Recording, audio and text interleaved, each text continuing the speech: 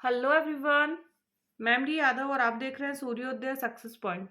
आज की इस क्लास में हम सॉल्व करेंगे कक्षा 6 और 7 की हिंदी की जो कार्य पुस्तिका है उसका आकलन पत्र 12। चलिए स्टार्ट करते हैं। आकलन 12। निम्नलिखित गद्यांश को पढ़कर नीचे लिखे प्रश्नों के उत्तर लिखिए। गद्यांश पढ़ना, उत्तर देना है। एक बार स्वामी विवेकानंद अमेरिका में भ्रमण कर रहे थे।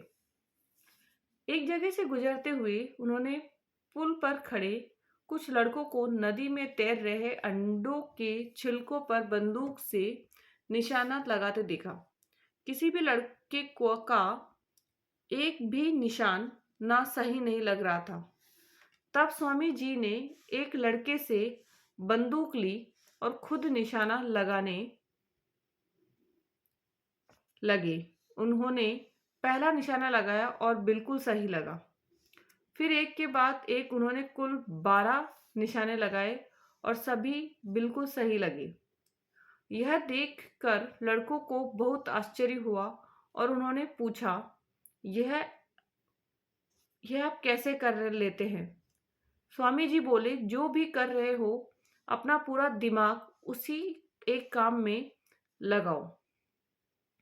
अगर तुम निशाना लगा रहे हो तो तुम्हारा ध्यान अपने लक्ष्य पर होना चाहिए, तब तुम कभी चूकोगे नहीं। अगर तुम अपना पाठ पढ़ रहे हो तो सिर्फ पाठ के बारे में सोचो, तभी तुम सफलता मिलेगी। मेरे देश में बच्चों को यही सिखाया जाता है। अब प्रश्नों के उत्तर देने हमें। विवेकानंद जी भ्रमण कर रहे थे पाकिस्तान में, रूस में, अमेरिका में, श्रीलंका में। तो कहाँ कर रहे थे वो? अमेरिका में। विवेकानंद ने निशाने लगाए 12, 15, 18 और 22। तो कितने निशाने लगाए थे? 12। उनके निशाने लगे पूरे 12 सही, 6 सही, 6 गलत, 1 सही, 11 गलत, कोई नहीं। तो पूरे 12 सही। लड़के निशाना लगा रहे थे तैरते अंडों पर, तैरते अंडों के छिलकों पर। तो तैरते अंडों के छिलकों पर लड़कों का निशाना सही क्यों नहीं लग रहा था? क्योंकि उनका ध्यान केवल उनके लक्ष्य पर नहीं था, केवल उनके लक्ष्य पर नहीं था, कहीं और भी उनका ध्यान था। तो केवल ध्यान लक्ष्य पर होगा तो हम निशाना सही से लगा सकते हैं, नहीं होगा तो नहीं कर पाएंगे। हमें अपने काम में सफलता किस तरह मिल सकती है? जब हमारा ध्यान केवल अपने लक्ष्य पर ही होगी, केवल अपने लक्ष्य पर ही होगा। ठीक है। निम्नलिखित वाक्यों में रेखांकित सर्वनाम शब्दों के सही भेद पर सही का निशान लगाइए। मैं हॉकी का मैच देखने गया। मैं मतलब पुरुषवाचक। ठीक है। कल राजू से मिलने कोई आया था।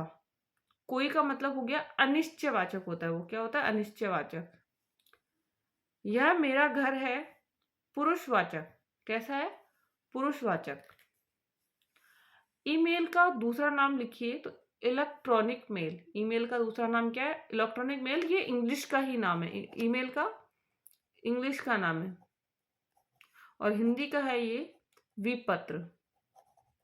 क्या हो गया? विपत्र। हिंदी में क्या कहेंगे? विपत्र। और इंग्लिश में कहेंगे इलेक्ट्रॉनिक मेल।